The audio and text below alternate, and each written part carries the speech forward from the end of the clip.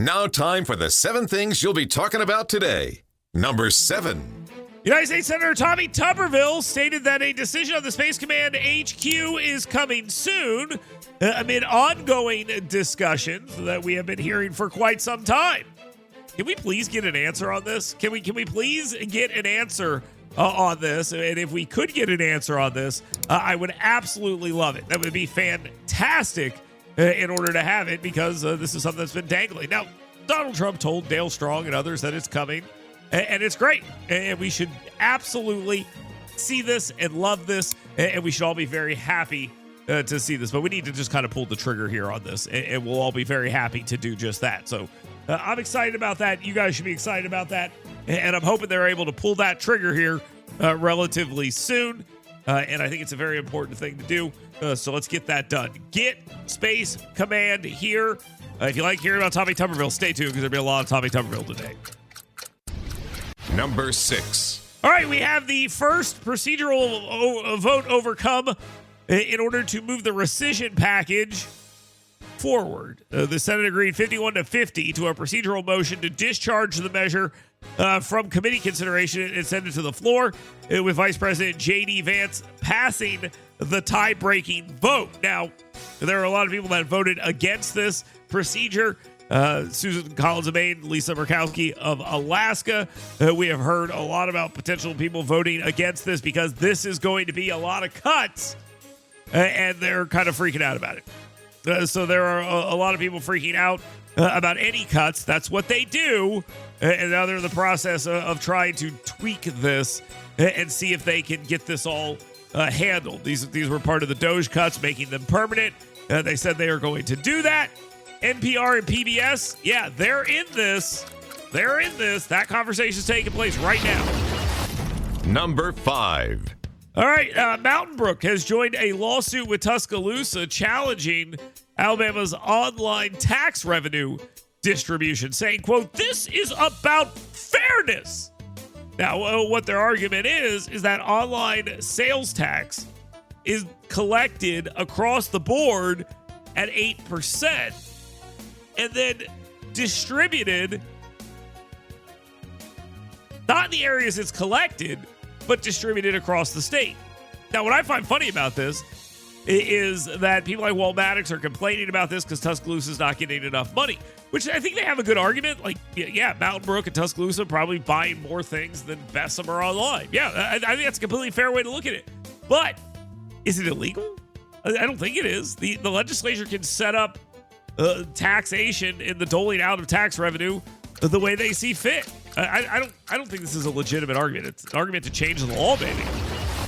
Number 4. An independent autopsy on Jabari Peoples has left unanswered questions, which is not a surprise. Not a surprise. Because this independent autopsy, all it does is show you where he was shot. He was shot in the lower back above his buttocks. Doesn't really tell you anything. If he's got a gun and he's turning away, or he's facing sideways, or he's turning back with a weapon and he's shot in the back, there's nothing wrong with that. If he's got a gun and he's raising it and he's shot in the back, there's nothing wrong with that. Being shot in the back alone does not mean something bad has happened. That's why you need to see the video. And kudos to the family of Jabari Peoples.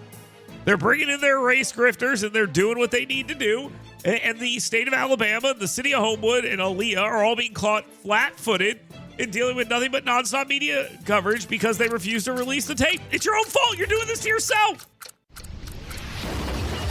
Number 3. Alabama State Senator Arthur Orr has a bill that would have Alabama join other states banning candy and soda from SNAP benefits. You know, you can't have junk food if I'm paying your bills. I mean, if I'm having to feed you, your kid should be eating pretty well. In fact, your 8-year-old should be shredded. All right? You should only be eating the best foods if I'm paying for your kids. I want to buy my kid candy. That's coming out of my money. If you want to buy your kid candy, you should get a job. That's an oversimplification of the whole thing. But I'm sorry, we got a 39% obesity rate in Alabama, which is insane. What is the obesity rate of people on public assistance? I would bet that it's higher than the average obesity rate. And truthfully, I don't even care about that.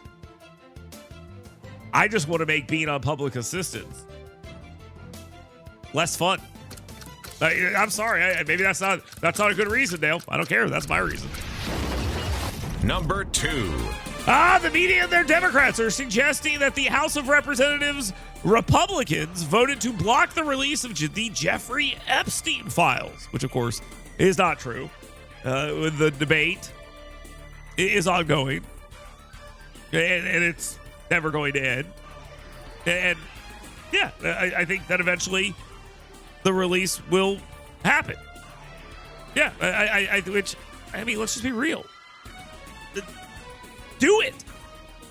But it's not true. Marjorie Taylor Greene lays it out pretty well. It's voting on the previous question. If the Democrats had won the previous question, which I know sounds insane, it's one of these crazy rules in the House that are hard to understand. That means they would control the House floor. They can bring up anything they want. They can bring up impeachment articles against the president, and they can bring up a whole package of insane Democrat agenda items and force votes on the House floor. So, I mean, why would they do this? It's not about the Epstein files. Now, time for the number 1 thing you'll be talking about today. Should you even eat at a Mexican restaurant that hasn't been raided by ICE? I mean, just think about that for a second. Should you even eat there? Like, if you find out that your favorite Mexican restaurant hasn't been raided by ICE, are you going to feel like you've been being ripped off? You absolutely should. Because Immigration and Customs Enforcement agents, assisted by state and local police, have conducted raids on Mexican restaurants in Auburn and Opelika. Probably the better Mexican restaurants. I mean, at this point, if I'm going to go to a Mexican restaurant, I want there to be a Border Patrol agent outside talking to people. That's what I want. You're looking at plummeting border crossings due to President Donald Trump's enforcement. And yeah, now they're going after people in Mexican restaurants. And they're making the argument, they're just going after these hardworking Americans. Well, they put out a message, and the message is that's not true.